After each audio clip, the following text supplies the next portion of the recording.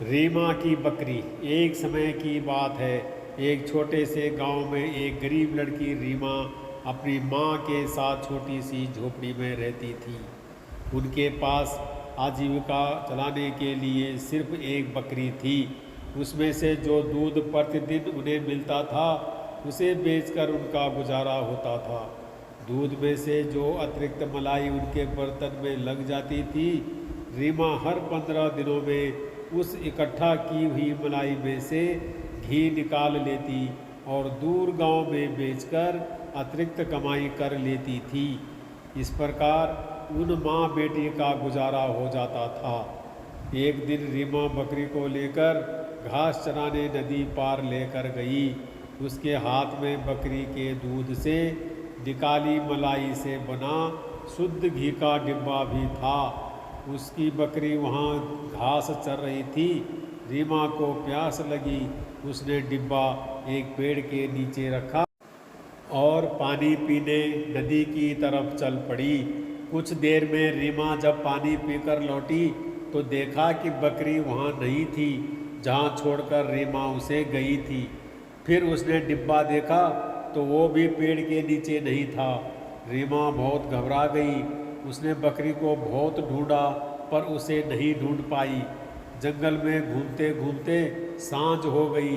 रीमा मायूस थकी हारी घर वापस लौट आई। 3 दिन गुजर गए। रीमा और उसकी बूढ़ी माँ ने कुछ नहीं खाया था। आखिर वो बकरी ही तो उनका गुजर बसर का एकमात्र साधन थी। रीमा और उसकी माता ने निश्चय किया कि उन्हें अपने गांव के मुखिया से मदद मांगनी चाहिए। वो अपने घर पर बैठे विचार ही कर रही थी कि बाहर उन्हें अपनी बकरी की बिबियाने की आवाज़ आई। रीमा की आंखों में एकाएक चमक आ गई। उसने भागकर अपनी झोपड़ी का दरवाज़ा खोला तो क्या देखा कि एक औरत उसे रस्सी से बांधकर खींचती हुई ले जा रही थी। रीमा ने उसे रोका और बोला, सुनो, ये मेरी बकरी है, ये तुम्हें कहाँ मिली? उस औरत ने उसे आंखें दिखाकर जोर से चिल्ला दिया और कहा, तुम्हारा दिमाग तो ठीक है, ये मेरी बकरी है। थोड़ी ही देर में शोर शराबा सुन आसपास के लोग जमा हो गए। दोनों में विवाद जब बढ़ गया तो बुजुर्गों ने कहा, मुखिया के पास चलो। मुखिया ने दोनों का तर्क सुना। रीमा ने कहा, ये मेरी ही बकरी है, मैं इसे पहचानने में गलती नहीं कर सकती। मैंने इसे पाला है, इसका रोज़ दूध निकाला है। मुझे अच्छे से याद है, इसके दूध को बेचने के बाद बर्तन में जो मलाई चिपक जाती थी उसे मैं इकट्ठा कर कर के घी बनाती थी। कहते कहते रीमा भावुक हो गई और प्यार भरी नज़रों से अपनी बकरी की तरफ देखने लगी। उसकी आंखों में आंसू आ गए। फिर क्या था, वो औरत ज़ोर ज़ोर से हंसने लगी। बोली, मुखिया जी, इस कल की छोकरी ने बढ़िया नाटक दिखाया। इतनी सेवा तो बकरी की मैंने करी और 2 आंसू बहाकर सारी कहानी ही बदल डाली।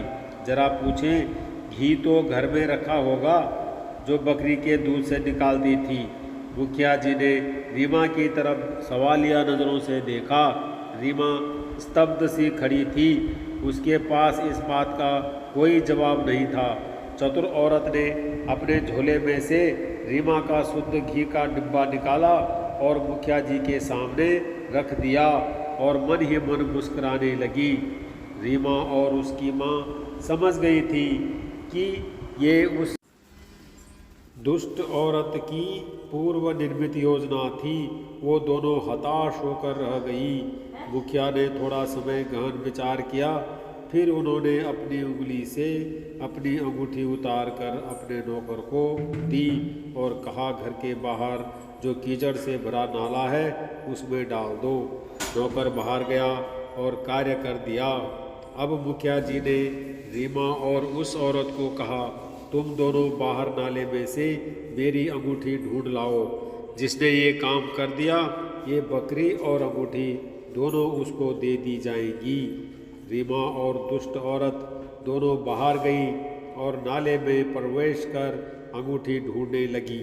ढूंढते ढूंढते बहुत समय निकल गया पर अंगूठी किसी को नहीं मिली।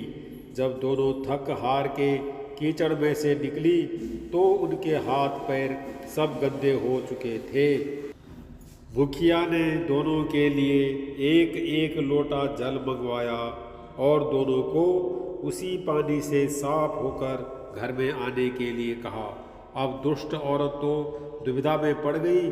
जैसे तैसे उसने जब स्वयं की सफाई की तो मुश्किल से अपने हाथ भी नहीं धो पाई और दूसरी तरफ रीमा ने उस लोटे के जल से अपने हाथ पैर बहुत अच्छे से साफ कर लिए बिना किसी परेशानी के।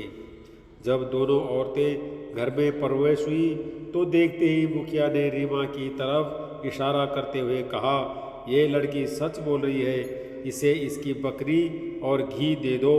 ये सुनकर पूरा गांव हैरान हो गया। उन्होंने जिज्ञासावश मुखिया जी से पूछा, आपने ये कैसे निर्णय लिया?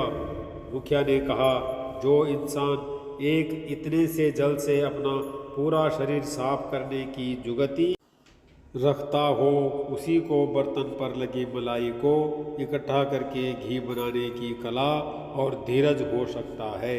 ये वाक्य सुनकर सभी बड़े संतुष्ट हो गए और अपने अपने घर चले गए। रीमा भी अपनी बकरी और घी को लेकर घर की तरफ जाने लगी। वो खुश थी। मुखिया ने उसे अपनी अंगूठी इनाम में दी और उस औरत को फिर कभी ऐसी धोखाधड़ी नहीं करने की चेतावनी दी और छोड़ दिया। दुष्ट औरत अपमान और क्रोध के आंसू लिए चलती बनी। शिक्षा, इस कहानी से हमें ये शिक्षा मिलती है कि मनुष्य के अंदर इतना हुनर होना चाहिए कि वो थोड़े से संसाधन से अपना कार्य कर ले और बचत और जुगत से जीवन जिए।